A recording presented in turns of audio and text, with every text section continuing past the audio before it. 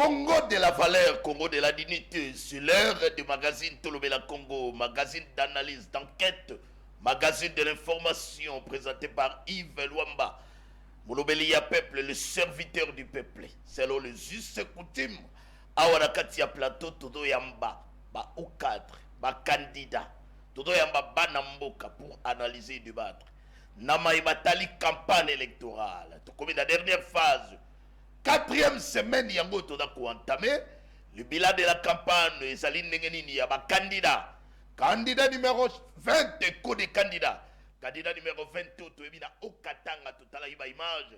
Comment Félix Antoine Tshisekedi continue toujours à alerter la population to kebana ba candidat de l'étranger. Entre-temps, candidat numéro 3 il peut toujours à continuer poursuite ya campagne ya tourner na ya campagne électorale. Candidat numéro 21, toujours il n'est pas d'aller continuer. D'ailleurs, il a informé, il a annoncé clôture la campagne le 17 décembre dans le stade de Martyrs. D'autres candidats, peuvent toujours Kobunda. Et en attendant toujours, dans la dernière phase, il y a campagne électorale. D'autres candidats vont désister en faveur, il y a des candidats moussous. Et ça les préoccupations pour Nabiso Awana magazine Tolobela Congo, magazine d'analyse d'information. Et surtout dans les téléspectateurs, on va Nabiso Oyo, dans 26 provinces de la République démocratique du Congo. Pourquoi pas Bandeko, on a possibilité à la Nabiso dans la plateforme électronique, toujours dans la numérique télévision. Merci à l'équipe technique, mais merci dans les téléspectateurs Oyo Bazui Libaku Yakola Nabiso. Sujet du jour. Dans le magazine Yalelo, Tolobela Congo. Première phase, première étape, il y a magazine Yalelo, magazine Tolobela Congo. Donc, parler na candidat Nabiso sur son bilan. Depuis qu'il y a à la tête, il y a municipalité à Limba. Laissez-moi, très chers téléspectateurs, tant que Tolobeli municipalité à Limba, allez-y comprendre que pour aujourd'hui, Toyambi, le bourgmestre de la commune de Limba, Jean-Serge Poba. C'est notre invité du jour. Première phase, Tolobeli Bilanaye.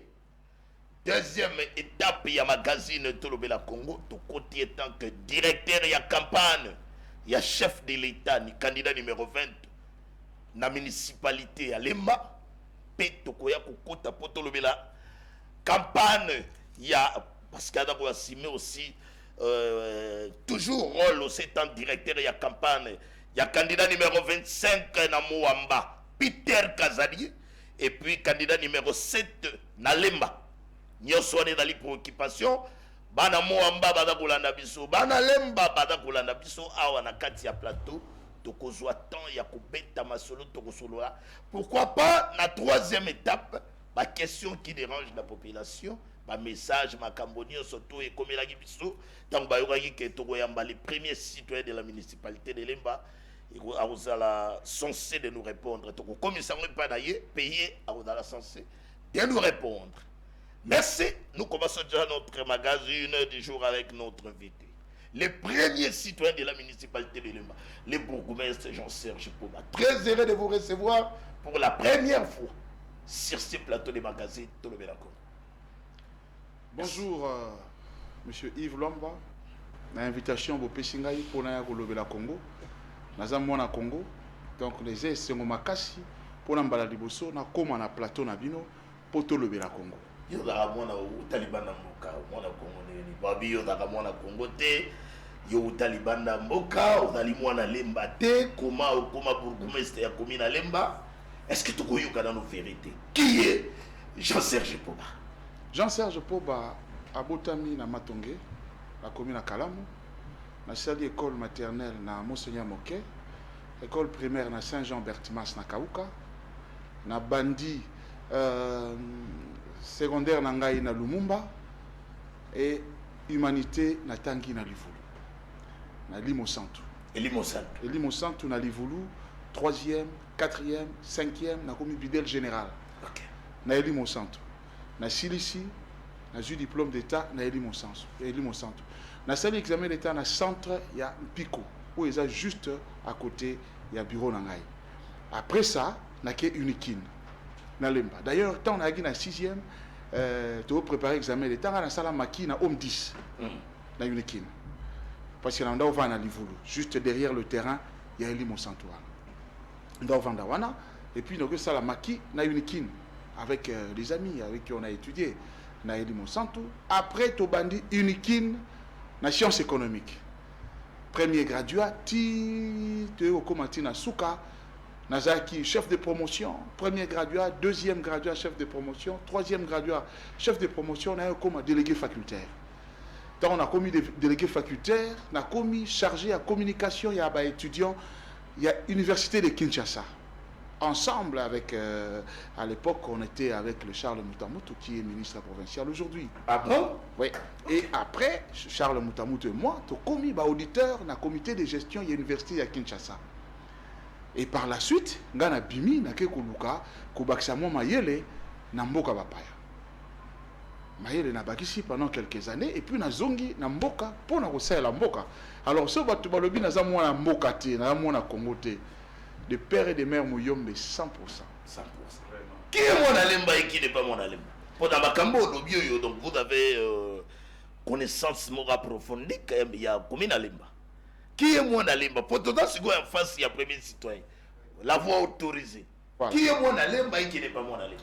Mon alemba est d'abord batu o mususu babotami na lemba. Comme mon épouse qui est née, grandie à Lemba, tout tangina epi na Unikin. Il y a batu mususu bayaki na lemba pour raison d'études à l'université ou aussi na ba école net ba humanité comme moi. Na botami ailleurs, mais na yeko va na Lemba pour raison d'études. Après avoir passé plus de 10 ans à Lemba, je pense que c'est difficile bal blobake mutwa na zamwa na Lemba te. Lemba est la commune ya savoir, le quartier latin.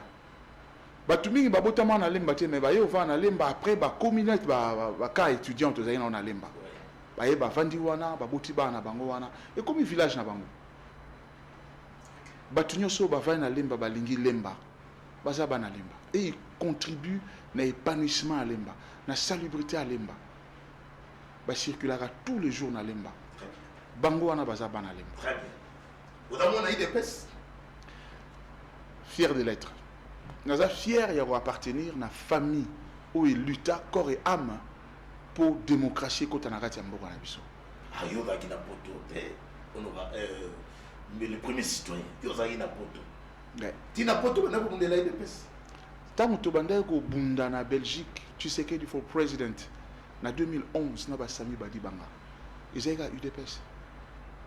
UDPS ezaka eloko ya ezaka na Congo te.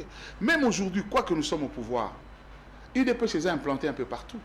Le tolo ba kibato bazana ailleurs na bamboka mususu bazana kati ya UDPS. Baza penda UDPS te. Non. Très bien. Monique Elinada, église au milieu du village. Quand on vient vous bombarder ma question. Pour mes actes, tous les coups sont permis. Tous les vérités, en voilà, fait, il n'y a pas de la vérité, tout ça, quand on a besoin, les spectateurs, et surtout dans la magazine le plus suivi, pour permettre à la zone d'ombre réunion sur votre dans l'éclair. Aujourd'hui, l'emba n'est nini, au commis wabina lemba, une année à la tête de la municipalité à lemba. Il y a comédie à Lemba. Aujourd'hui, Lemba n'a été nini, au commissaire Lemba wapi. Je remercie d'abord le chef de l'État, Fachi Beton, Félix-Antoine Tshisekedi Tshilombo, de m'avoir fait confiance pour passer la gestion de la commune à Lemba. Tant qu'on a eu la commune à Lemba, on a écouté Lemba, la peur de circuler, la peur d'agressivité, la peur de faire des choses et puis sans préavis. Les gens étaient fatigués, saturés. Même les agents de la commune, saturés. Ils vivre un stress permanent. Avant, il y a un peu, moi, qu'est-ce qui se passe dans Lemba au niveau de la maison communale, au niveau du marché, ainsi de suite. Là, on sentit qu'il y avait un malaise. Le malaise, c'est la brutalité de l'autorité. L'inactivité. Il y a des dirigeants de la commune à l'époque. Et là, les bosso, c'est mettre des gens à l'aise. Évidemment, je dis toujours aux agents, il y a commune à Bisso, que l'eau fatigue à Bisso généralement, ce n'est pas le travail, c'est le stress. Même si bangoto me kako ma commune à munde mususu, tout long d'abord le stress. Tous à la l'aise, tous à la bateau, na katia bateau. De façon à ce que ensemble te réfléchir ndenge to mema commune à Bisso. J'ai rétabli la confiance et la sérénité entre l'autorité et les agents de la commune et aussi avec la population. J'ai prêché aux agents au bazo circuler dans la commune nyonso boza ba responsable boza ba bourroté ma camion suis là malam. On a lutté pour que nous puissions ensemble avec celui qui est aujourd'hui le vice-premier ministre, ministre de l'Intérieur, sécurité affaires coutumières, ensemble avec lui pour que Nalemba Tozwa Banzela. Je peux vous assurer, Maître Peter Kazadi a beaucoup travaillé et il nous a vraiment accompagnés pour Tozwa Banzela au Tozu. 4 km de route asphaltée Nalemba. Fini.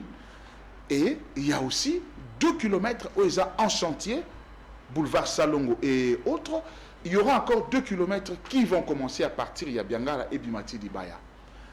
Tout ça, ils ont un chantier, Oyo, Tantoye, Tobandi, Ndambo Sili, Moussou Chezo continuer. Donc, on a que Batoumi bazo teka li banda, il y a pas marché. Pourquoi? Parce que dans le cas marché, il y a bazo kotate, ceux qui mboule beti, bama ils ont tonda poto poto, ba préférer basomba biloko juste na entrée au bord, il y a bakaniveau. On a commencé 2 projets. Oyo kalamingité et quoi aboutir na fermeture, il y a 2 marchés, il y a Lemba, marché Manzeku, na marché Yambanzalemba, où on va fermer, démolir et commencer à construire avec des partenaires. Grâce à vous. On a travaillé sérieusement là-dessus. On a trouvé le centre culturel. Oyo en principe, na kati ya quartier latin, il fallait qu'ils aient vraiment image, il y a culture, il y a Kinshasa. Évidemment, parce que Lemba, c'est quand même une grande commune d'intellectuels. Donc c'est là qu'on devrait trouver vraiment la culture pure. Mais ils ont qui gérer Nabalolenge Mobo. Nous nous sommes dit, non, on va remettre de l'ordre. Là, de façon à ce que ressortir vraiment aspect culturel dans Lemba. Évidemment, avec le centre de formation qui va commencer ici, en janvier. On va élargir, la formation peut s'amarrer déjà, mais nous allons élargir parce que nous avons compris quelque chose. Que Bamboka, où ils ont développé parce qu'il y a tellement de professeurs d'université. Non. Le pays se développe parce qu'il y a des gens, des hommes et des femmes qui travaillent et avec leurs mains, aussi avec leur tête. Donc il faut tous en avoir un métier. Alors c'est pourquoi on s'est dit, centre culturel et qu'on servir sur des cadres pour tout tiaper la formation et le métier parce que bangonde va aider pour développer Mboka Nabiso. Nous avons lutté pour que tout comme un système où il y a récolte des déchets comme ça s'est fait ailleurs. On a instauré le système, il y a un sac poubelle, sac jaune pour les déchets organiques, sac noir pour les déchets plastiques, canettes, boîtes de conserve et le reste. Pourquoi? Parce que Lemba sur le quartier latin, on estime que Batufo va vivre la modernité dans Lemba. Nous avons instauré système moko pour nakoyebisa bato. Bozélate commune ayako kombo labino lopango. Bozélate commune ayako balayer devanture nabino. Et à la commerçant, et à la parcelle à la privée, mutuna muta banda kobongisa chambre naye. Le pango naye et puis devanture naye. Si vous avez un caniveau devant le pango nayo, curé caniveau nayo liboso, ceux qui bagno sur la salindengewana, on n'aura plus de problème, il y a saleté. Batumi ni bazolo ba mettre boire ba matiti o wapi. Yango to créer système ya ba sac poubelle pour que la commune a sa responsabilité ya ko ramasser ba poubelle wana to mimango na bisika o esengeli afin que to mikako vivre tranquillement. Il y a encore un autre projet où les le mois retard, ce sont des toilettes propres. On a remarqué que Batumingi, Bassar a besoin un peu n'importe où. Alors, si nous voulons une cité propre, nous devons commencer par éduquer nos enfants à la toilette propre. Voici la situation à Lemba actuellement. Très bien. Merci beaucoup les premiers citoyens. Vraiment parce que laissez-moi vous dire que le message est comme il a rabisso. Babilemba Makelele, ancien bourgmestre qui, peu importe, trop impulsif, mais ça dit parce que bato badaki bateti, il y a un peu trop large, au tema munene. Lemba balobi salité avant avènement na yo successeur na yo to bané komona bato badako kombola. Yo tsiko ye balobi lemba ekomi salité ba caniveau n'a parlé même pas ba immondus et toni na kati yo longoli ba cantonnier to ndenge nini. Comment lembe ko koma salité ba kombola ga lisusu te avant yo ba bané ko kombola yo tango ye ba kombola ga soute ba cantonnier ba kewa polongoli bango. Non, dans le rôle cantonnier, je vais commencer d'abord par la nuisance sonore. J'ai reçu plus de 150 pasteurs. Autour de la table, nous avons parlé avec eux. Parce que quand on parle de la nuisance sonore, ce n'est pas seulement babar. Nuisance sonore, il y a plus dans l'église. En tout cas, à Lemba, c'est plus dans l'église que dans babar. Dans la commune, Moussoussou. Je pense que Lemba, tout ça parmi les modèles pour la nuisance sonore. Sauf commis 21h30, 22h pendant la semaine, Lemba est en c'est vrai. Ils ont une poche moko isolée. Oui, ça, les autres peut-être moins maquillés, mais en général, dans Lemba, c'est mieux qu'ailleurs. C'est beaucoup mieux qu'ailleurs. L'église, tout le monde réunir les pasteurs dans le lobby pour nous sensibiliser. Je ne peux pas juger les autres que le système n'y a pas tout c'est ça qui bouillé, brutal ou pas. Non. Chacun a sa façon de faire les choses. Dans mon lac ici, de métier, je pense que nous avons privilégié l'aspect pédagogique, sensibilisation. Parce que non, quand on connaît le bien à faire, on le fait nécessairement. Méthode ya ngwana ndebso to mekako to so mekako sala. Ya on a besoin de sensibiliser les pasteurs. Malgré votre comprendre difficilement mais ça va venir. Avec les temps. Ça va venir. Continuons à travailler. Ce que tu as 10, semaine prochaine tu as 15. Après tu as ainsi de suite. Na sensibiliser les pasteurs pour nous ça pasteur. Tu as un problème il y a une salubrité. Non seulement il y a salité na balabala mais aussi la salité na matoi na biso. Mutauti musala zonginda ko alinga pema parce que tam na boutoir au sala lisusu makele l'église et banda ki tam sous 16h 22h nyon soane au sala que batu mo ba réfléchir malam ezate. Le scandale c'est bien mais malheur à la personne par qui le scandale arrive. Bible y a des total sabiso ngo. Donc songa na cheli makele parce que dans sambela et déranger yo en tout cas dans dimité que nzamba au sepela na ngai. Senga yi ba église to tchanase musique na biso pour te permettre mboka na biso lemba ezala kimia. Ba cantonnier na rolonga ba cantonnier te. Boyebi bato babada ko kombola wana. Oui. Et ça bato ya commune, bato ya hôtel de ville. Qu'est-ce qui s'est passé pour que tout le monde a mangé? Et ça na bato mususu banda kombola za bato hôtel de ville, et ça bato mususu eza pe bato ya commune. Mais na ba commune ba recette nini tozana ngo. Oui ko permettre biso to futa ba cantonnier. Ba cantonnier to sal ça va au félé? Non. Rétrocession est raté. Rétrocession est raté. Banda Okuta. En tout cas, j'ai déjà reçu 2 fois. Non, j'ai reçu 2 fois. Oyo to mekai ko saelango pona misala etambola, pona lemba et kende liboso. Kotia ba peinture na banzela, surtout période de francophonie. Il fallait tout bunda avec les moyens propres, pas de rétrocession. Pona kotia moi propriété. Oui, pona nini parce que Tozaki n'a plus de 4000 athlètes, il y a joué à francophonie au Bazaki logé na lemba. L'université. Et félicitations pour la sécurité. Et ça s'est détaté, vraiment il y avait la sécurité. Grâce aux efforts et à la volonté du chef de l'État, Félix Antoine Tshisekedi Tshilombo, grâce, il y a ministre Nabiso intérieur, le vice-premier ministre, maître Peter Kazadi, où il a assuré qui sécurité, non seulement dans le stade, mais aussi dans le logement, c'est-à-dire que dans l'université à Kinshasa.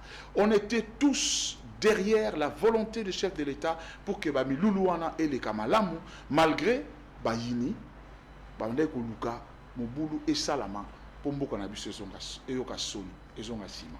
Mais je pense que plus rien ne sera comme avant. Nous sommes en train d'avancer. Merci beaucoup, les premiers citoyens de la municipalité d'Elemba, le bourgmestre Jean-Serge Poba, notre invité du jour des magazines Tolobela Congo.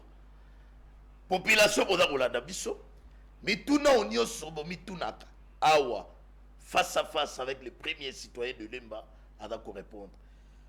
Je suis très content pour Kombo Nawe Lobamaka. Na 24 communes, il y a Kinshasa, Oza. Parmi les Bourgmestres, ce sont autant de 5. Oyo Kombo Yebani, Kinshasa, Obimela Kombo. Mamoussou, ce Kombo Nawe, Bazote Kango dans les bons. Le bon monsieur Dadou, un monsieur correct, un monsieur Yosoki, Oyeko Solanaye, problème exacté, zone d'ombre, nous éclairage et Gozala. Mamoussou, ce côté na bango, comme dans la CAN, nous sommes dans la démocratie. Babi, non, c'est un mauvais monsieur. Aïki Kokuta Lemba, surtout centre culturel. Akutaki centre culturel, et Fandaki Nango, Namakambo Nango, na gestion Nango. Yaye, donc comme on a des décisions et nomination, se succèdent. Limite, na yoza wapi, étant premier citoyen, na gestion à centre culturel de Lemba. Limite, na yoza liwapi, de pouvoir na yoza liwapi. Merci. En fait, même moi, Nzambe Yesu, batanga epé na mabe, balobaki aza mutu mabe, et voilà. Et pourtant, à moi Nzambe.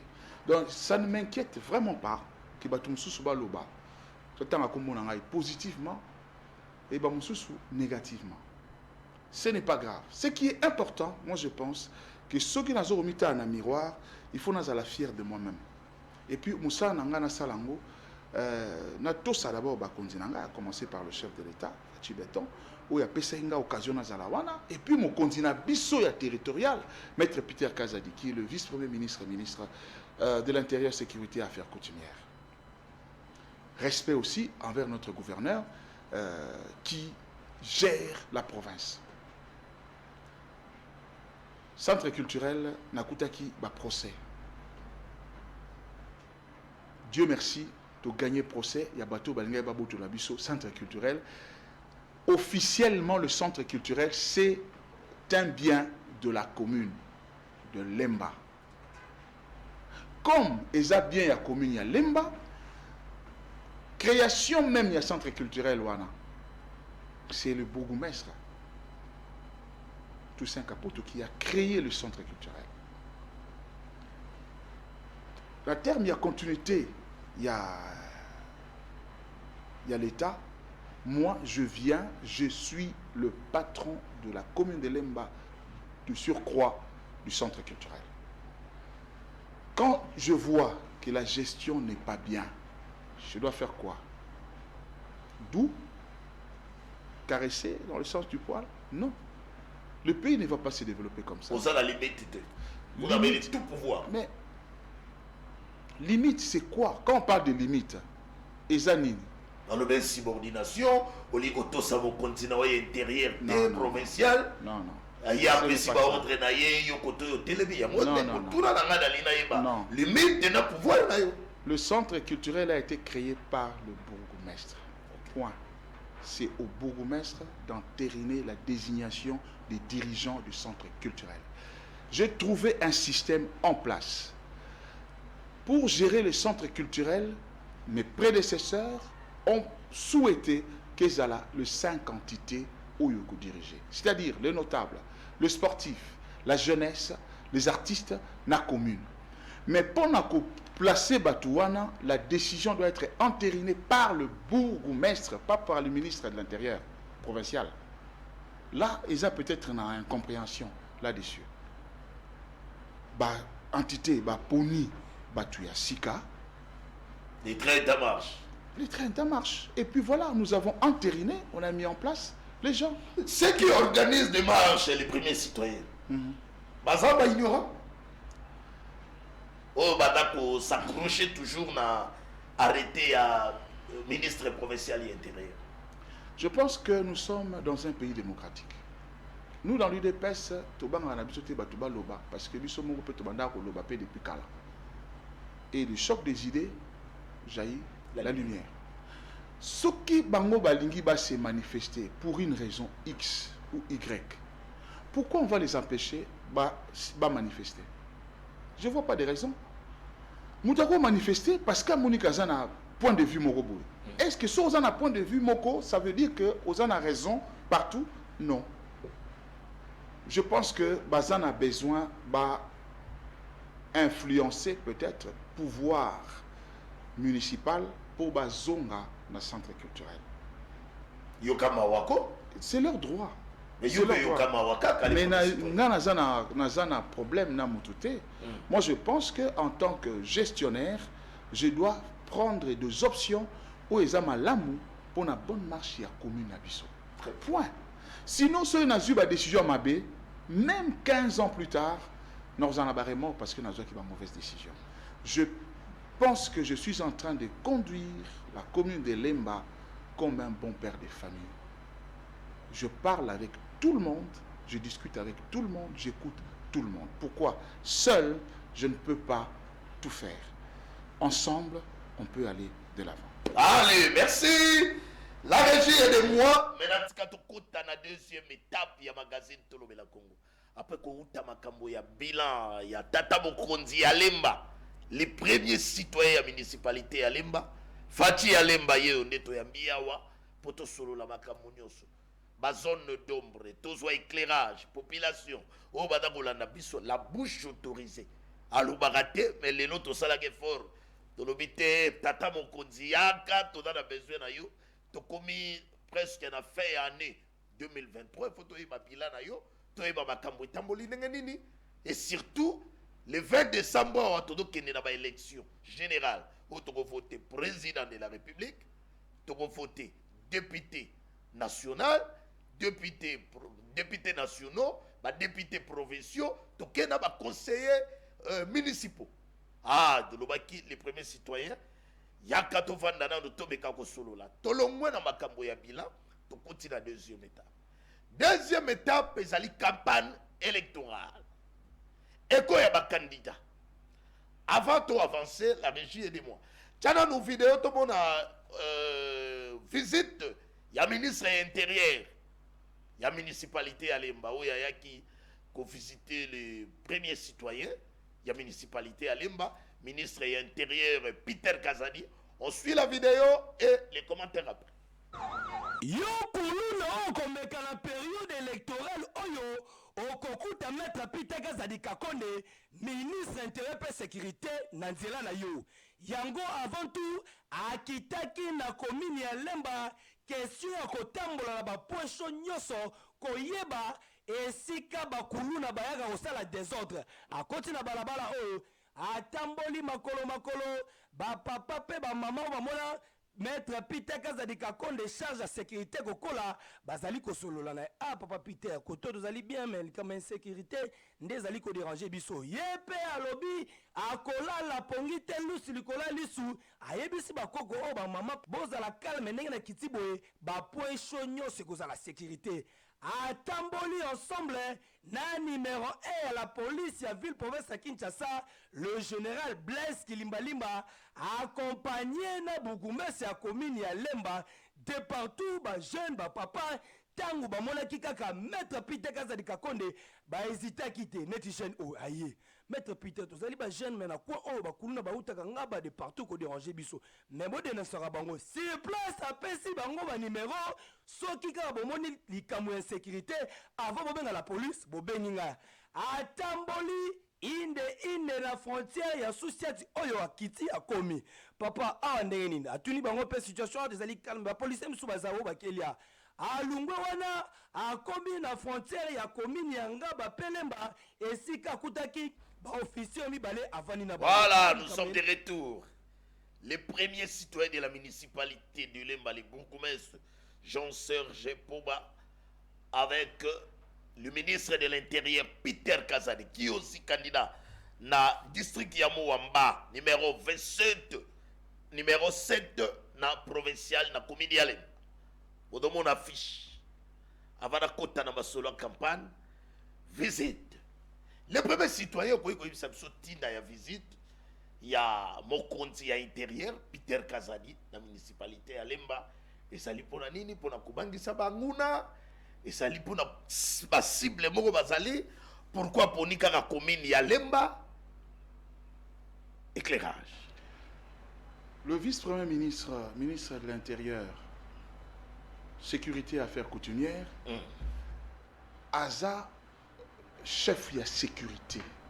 Et la mission d'administration, s'il vous plaît, tout le monde a ma vidéo dans le premier citoyen de la Azali, chef de sécurité, tous en période de campagne électorale. Aza a devoir de sécuriser la campagne. Pour les candidats nyonso. Quoi que yemo aza candidat, mais Aza a devoir de sécuriser les candidats nyonso. Et il y a des candidats qui ont postulé pour la présidence, pour les députés, à niveau national et à niveau provincial. C'est ça son job. C'est ça. Moussa Naye Yangowana. Très bien. La régie est de nous, administration toujours, tant qu'on a avancé campagne électorale et écho des candidats. Boni, écho, il y a candidat numéro 22. Fachi Beton. Au Katanga, tout le monde a tourné avec impact. Au Katanga, où il y a 20 sur 20, votez Fachi Beton. Voilà. Il y a un candidat, il y a premier citoyen, il y a municipalité à Lemba, les bourgmestres. Impact. Commentaire. Voilà. En fait, je pense qu'il n'y a même pas lieu de faire de commentaires. Et Zagaka Kosenga na bateau, non, va comprendre que Fachi Beton, c'est lui qui va nous aider à sortir notre pays dans sous-développement, tout banda développement. Parce que dans 2 ans, il y a un mandat. En principe, c'est 5 ans, mais lui n'a travaillé que pendant 2 ans. Parce que 2 premières années, il y a eu confusion dans ce FCC. Après 3e année, nous avons eu la pandémie, Covid. Les 2 dernières années, Binomo Bomoni, Nyonsoyo, Fachi Beton Sali. Il y a un impact. La population est en train de courir derrière pour lui dire merci. En fait, nous sommes tous une reconnaissance de la population par rapport à mon Mokondi Nabiso. Nous sommes à Sali. Dans le projet Bela Sali, gratuité enseignement. Plus de 5 millions d'enfants au Bazaki na possibilité de des classes de Bakomo Kendoye la verbe. Donc, on a bangaki na obaki ko simba to ko simba. Les Simbi. Na mona ba yomo on a créé la rentrée scolaire. Tout à fait. Que peut 6 mois bana pour. Oui, et Simbi. Et ça continue. Totally gratuité à maternité. Parce que combien de mamans meurent dans la maternité, dans le souci, dans le stress, dans le bébé. Donc, tout comme pendant la Monifati, à Outape, à côté Kuna, à Ebinde, dans un pays civilisé, il faut qu'on facilite la population à produire de premières nécessités, telles que l'enseignement, tels que le soin de santé. Yangwa Tokomina. La Chine est développée comment? Par des routes. Bamboka News les a développées, les gens ont voir de la communication, les routes à l'occurrence. D'ici quelques années, on aura plus de 80 000 routes et kilomètres de routes construites. Surtout avec le projet, il y a 145 territoires. C'est-à-dire qu'aux gens ont très reculé, on a une école, on a un centre de santé, on a un centre commercial. Et puis on a la route. Donc facilement, on peut maintenant reprendre l'agriculture parce qu'on aura des routes pour sortir nos denrées au Tozorolona. Tout ça, il y a une population à Zopesa. Merci de la reconnaissance envers Fachi Beton. Il y a un impact dans la campagne de chef de l'État. Et je veux profiter de votre micro pour nous remettre ça Congolais. Faisons très attention. Dans le candidat de l'étranger. Au fait, total les 20 dernières années, la guerre a bissoté, ou est ailleurs. Pourquoi? Parce que Lukaka a déstabilisé Bisso. Si vous avez Congo, tokomi tellement unis autour, il y a chef de l'État, Fachi Beton, Baromo Luka, Batia ba candidat Moussous pour venir nous perturber. Tout ça, c'est un mon amour en abisso. Oh, tu es papa, tu es maman. Pourquoi aller encore ailleurs? On ne change pas l'équipe qui gagne. Nous tous derrière Fachi Beton. Très bien. Je suis très content. Mais il y a d'autres candidats aussi dans mon pays, par exemple, aussi, désister en faveur. Il y a, par exemple, chez Moïse Katumbi. Est-ce que Bateau va désister en faveur à Moïse? Quelque part, il peut savoir que moi, Koubangate, il est directeur de la campagne, na Lemba. Non, moi, Koubangate. Ils ont fait Koubangate. Personnellement, ils ont fait Koubangate. Non, je suis triste. Je suis vraiment triste. Comment? Parce que comment des responsables, des gens que je pensais intellectuellement très équilibrés, ça la moi. To loin na biso na mboka na biso to yebi to na bakanda na biso ou ba botami pa na biso to yebi ba parents na bango, on va aller donner to désister en faveur ya bato ba outil. En tout cas, je suis désolé, place ba outil pena to tozo maîtriser té. Mais papa ya on a le bien reçoit salaire té. Oui. Peut-être le on a peut-être influencer. On reçoit salaire té, dollar ko kita, guerre ko sila na 6 mois, budget ko commence à 40 milliards. La démagogie très facile à dire. Très facile à dire. Mais si on a zongi moi en tant que patriote, quand je fais des choix, je pense qu'il faut que 10 ans, 15 ans, 20 ans plus tard, naza la constant na choix wana. Comment na ko loba que naza congolais, homme politique, homme d'État, nazwa ba voix na nga désister en faveur ya ba candidat moko boye quelconque. Entre-temps, nous voyons, nous tous, comment le pays est en marche, comment il y a une volonté politique pour que le pays avance. Le coup d'image, tout le monde a misala ndenge mokonzamboka saliba nzela, tout le monde a image. Ah, ça fait du bien. Ah, mon fou là, bimi boye. OK, autour batongia wana. Voilà. Deux tours voilà. Jumelles. Et sur Otali, il n'y a pas que ça. Tokomi siko ko construire ba bus awa na Congo. Bah étudiants, bah zongeli système yakala avec Transacademia. Tozana na ba route, on peut maintenant circuler. Bah maman baroque et na maternité bah boti gratuitement. Sur totali 13 500 policiers, bah vous allez recruter là. Et ça bah emploi direct et indirect. Totali Société Générale à Secours et Incendie. Bientôt avec l'impulsion du VPM, ministre de l'Intérieur, Sécurité et Affaires coutumières. Société à bas pompiers na Katia Congo, tout ce qu'on voit ailleurs, on aura ça ici. Les cartes d'identité. Donc l'Allemagne de l'Afrique, ce n'est pas une promesse non tenue. C'est en voie d'être réalisé. Il faut seulement que les Congolais, nous tous, nous puissions nous dire une chose. Le chef de l'État seul, ça n'ira pas. Nous devons mettre des gens capables, sérieux autour de lui. Pas des gens, des à peu près. Parce que quand on est un homme d'État, il y a des choses qu'on ne fait pas. Il y a des choses qu'on peut pas faire. Désister dans mais non, il n'y a pas match. Il n'y a pas match. Azo dominé, c'est l'unique. Donc, si on Azo dominé, c'est-à-dire qu'il y a d'autres. Non, c'est l'unique. Tu es pronostiqué par rapport à... Oui, je pense qu'il n'y a pas match. Sur le terrain. Je pense que Fachi en a plus de 90%. Il y a adhésion. Il y a Banalemba ou Balingi. Parce que Banalemba va vivre en Opena.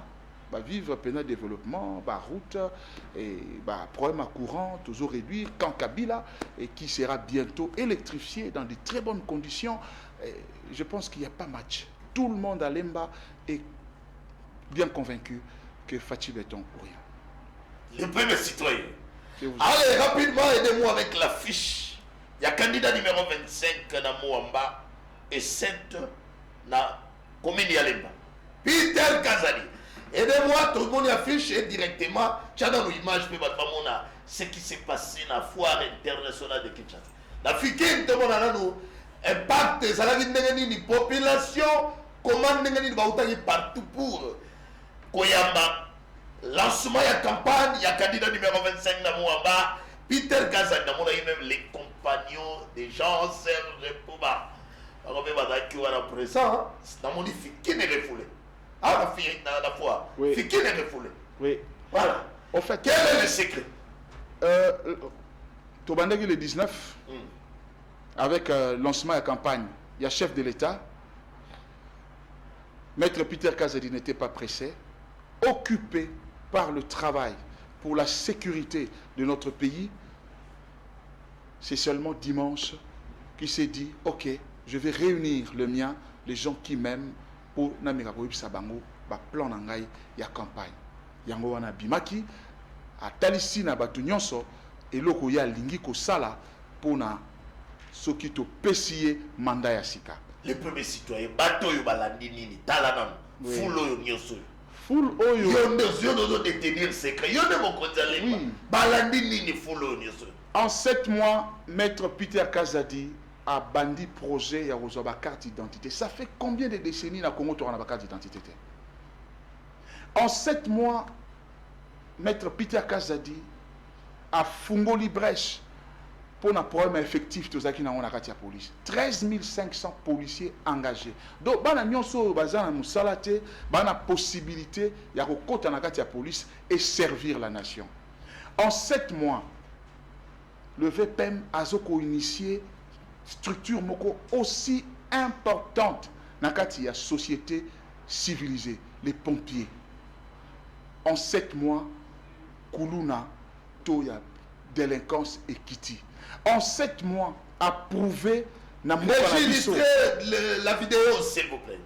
En 7 mois, a prouvé que enfin nous avons un ministre de l'Intérieur responsable qui prend ses responsabilités. Même ceux qui ont moni embouteillage, il n'est pas un homme de bureau. À Kitaka a réglé circulation. C'est un homme de terrain. Quelle que soit la distance, il se met en route pour la tâter du doigt la réalité où il y a sécurité. Donc, il fait au fait... Un homme du terrain. Un homme du terrain. Mokonzi Mboka a Pona qui est Pambaté. C'est l'homme des situations difficiles. Que Lumumba du moment. Parce qu'il dit des choses tout haut, c'est que les gens pensent tout bas et qui n'ont pas le courage de le dire. Lui, il a le courage de dire des choses. Il a le courage de faire. Il a le courage de montrer droit, clair, ma position. Et il est resté constant pendant plusieurs décennies. Passage dans le Parlement provincial, c'est parmi les rares qui ont fait bouger des choses. Nakati, il y a un parlement provincial.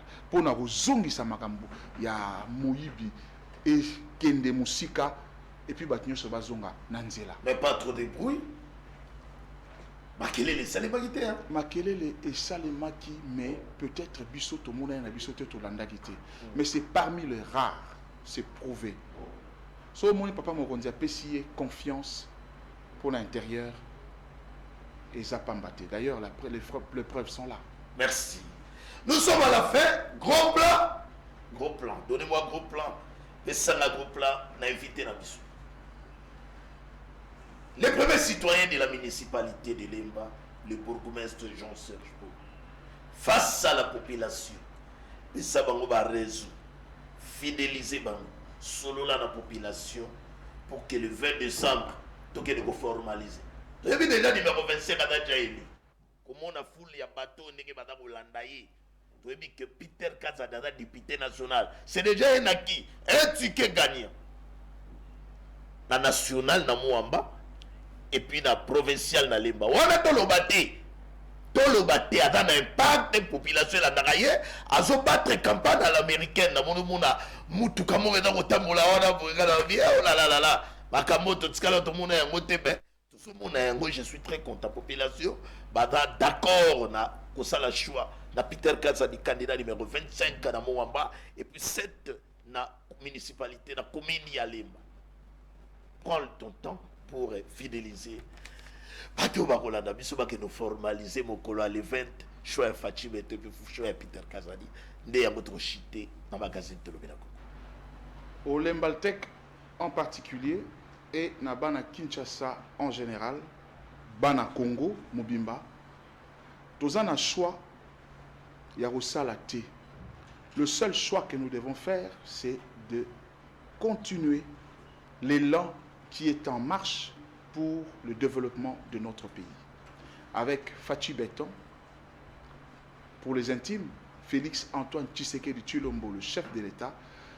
Le numéro 20, to pesaye ba voix et belé pour to casser et lanter. Tout là qui s'aille réellement qu'il est notre candidat et il peut faire mieux ce que to pesaye ba voix et belé. Donc pour la présidence, nous avons notre candidat Fachi Beton, le numéro 20, le 20 décembre. Il nous reste 2 semaines. Pour la Moamba, nous avons Maître Peter Kazadi, où il a prouvé Bisso de plusieurs manières qu'il est l'homme compétent près du chef de l'État, où il a comme ma sécurité, Nakati, Mbokanabiso, moderniser la police, engager beaucoup de policiers pour que l'effectif de la police est suffisant autour de la population Nabiso pour sécuriser notre population. Le numéro 25, Topesaye Makasi, Maître Peter Kazadi, na Moamba Mubimba. C'est très important. Votons, donnons nos voix à Maître Peter Kazadi, numéro 25, na Moamba, comme député national. Banalemba, Tomoni, Nyonso, Maître Peter Kazadi, a sali, a tongi même clinique na Lemba, sous son impulsion. Kalamingite, il y a le marché de Manzalemba, et vous allez construire en étage, sous l'impulsion de Maître Peter Kazadi. Je pense que Banzela, binomo bozomona, Banzela ndenge tonga manalemba, bozomona atmosphère autozana ngona lemba, quartier latin. Tout ça, c'est avec l'influence et l'impulsion de Maître Peter Kazadi. Le numéro 7 pour la députation provinciale. To pesaye makasi, nous sommes d'abord par reconnaissance, nous sommes à Sali, et puis, tout ça, ce qui est Pessier Makasi, il va faire mieux. Non seulement pour Lemba, mais aussi pour tout le Moamba. Merci. Merci, le premier citoyen de Lemba, Fachi Lemba, Jean-Serge Poba, le bourgmestre de la commune de Lemba. Je suis très content pour la disponibilité dans le passage dans le magazine Tolobela Congo. Bana Lemba Balandio, Moamba Balandio, Kinshasa Balandio, Pe Congo Bobimba Balandio.